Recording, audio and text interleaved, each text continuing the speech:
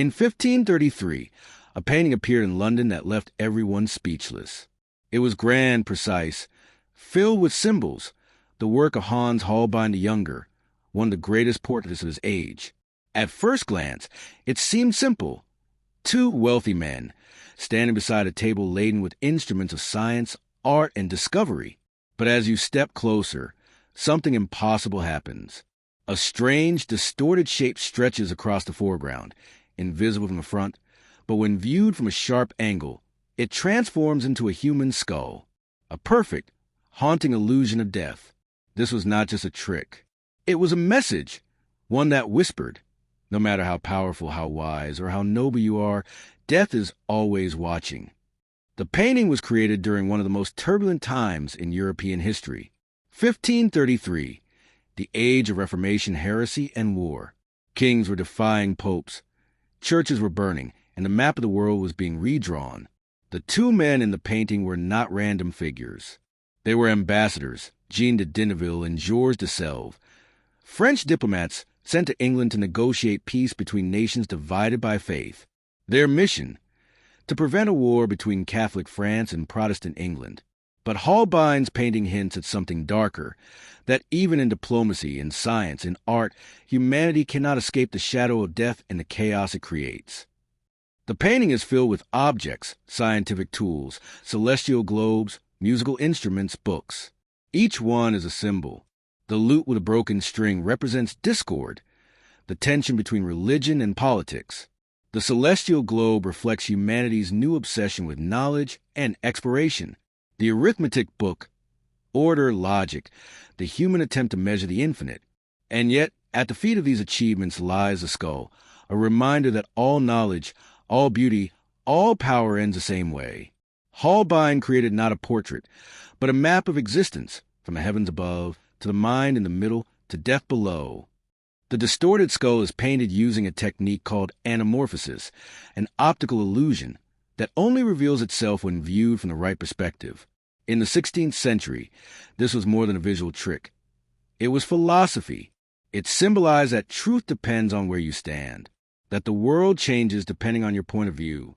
Holbein was not only an artist, he was a thinker, and The Ambassadors is his coded statement about perception, mortality, and the fragile nature of human certainty. When you walk past the painting in the National Gallery today, the skull still appears and disappears as you move, like a ghost that refuses to rest.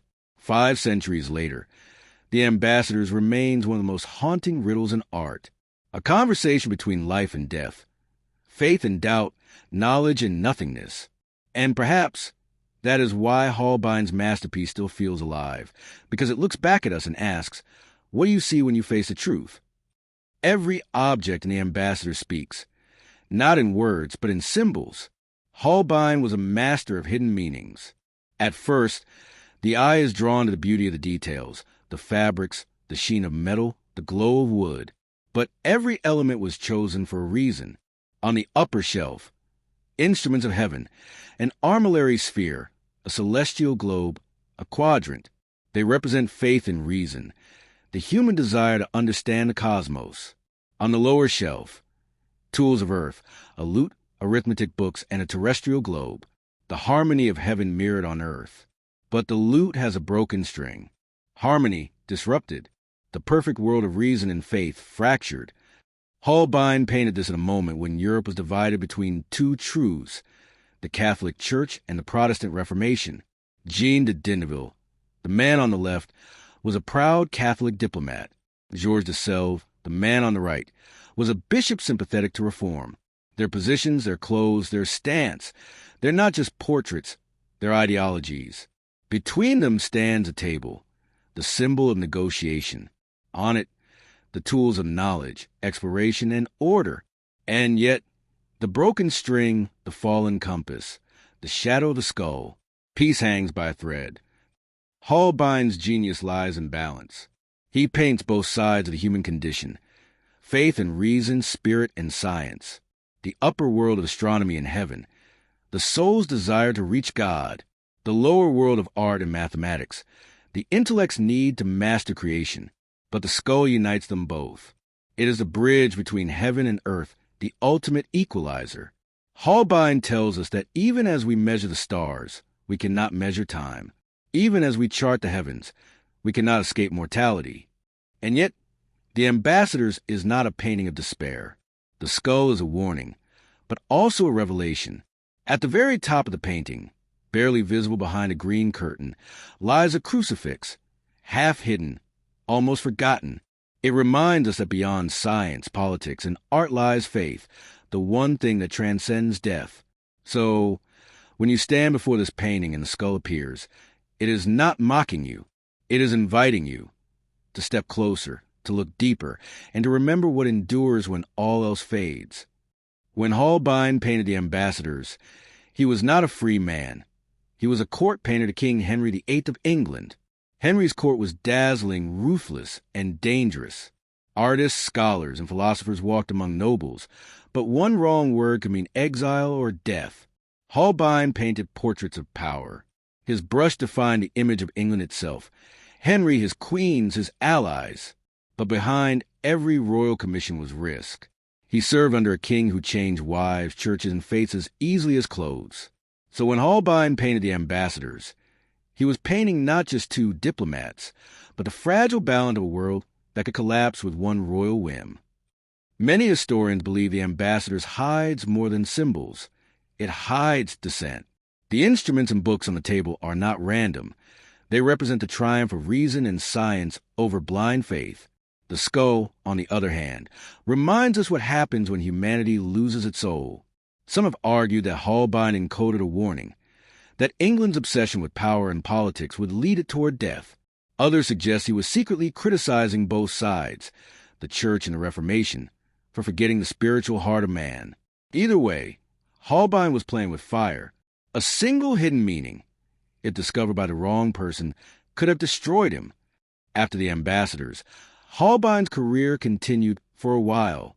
He painted Henry's fourth wife, Anne of Cleves, the portrait that convinced the king to marry her. But when Henry saw her in person and was displeased, he blamed Holbein for painting her too beautifully. Shortly after, the painter vanished from records. No grave, no final portrait, no goodbye. Some say he died of the plague. Others whisper he was executed in secret. Silence for what he knew or what he painted. No one truly knows. Holbein's end remains as mysterious as the skull he left behind. Today, The Ambassador stands as a warning and a mirror, a warning to those who believe knowledge alone can save us, a mirror for those who forget what lies beyond it. Holbein did not paint death to frighten us. He painted it to awaken us. Because when you step to the side and the skull comes into focus, you realize the illusion was not the painting. The illusion is life itself. When Holbein painted The Ambassadors, he captured a moment, but he also predicted the future. Europe stood at the dawn of modernity. Knowledge was expanding, faith was dividing, and death was watching from the shadows. The painting is not just about two men. It's about us, humanity standing between science and spirit, between discovery and doubt. It is a snapshot of the eternal human condition, brilliant, ambitious, and fragile. In their faces, we see pride and intelligence.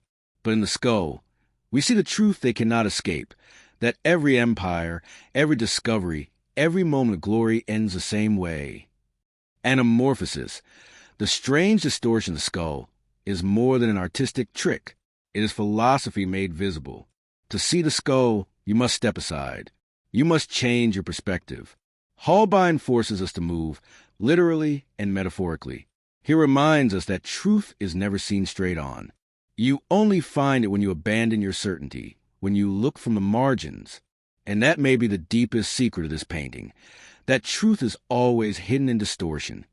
In psychology, the skull in The Ambassadors has been studied as a symbol of the subconscious. Carl Jung called such images memento mori, reminders of mortality that awaken the self. The reason the skull unsettles us is not because it's about death, but because it forces us to face life. It asks, what are you doing with your time, your knowledge, your power? It doesn't accuse, it reflects. Every viewer becomes part of the illusion, completing the painting by seeing themselves within it.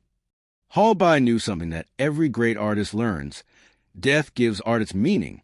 Without death, There's no urgency, no beauty, no reason to create. The Skull and the Ambassadors is not the end of the story. It is the reason the story matters. Because in facing death, art becomes eternal. Holbein himself may have vanished, but his illusion did not. It continues to breathe, to haunt, to remind that only those who accept death truly live. When you stand before the Ambassadors, you realize it's not just you looking at the painting. The painting is looking back. Two men frozen in time. A skull that waits for your gaze. A curtain that hides across.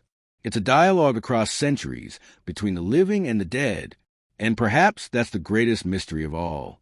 That a work painted nearly 500 years ago can still whisper, still question, still see you.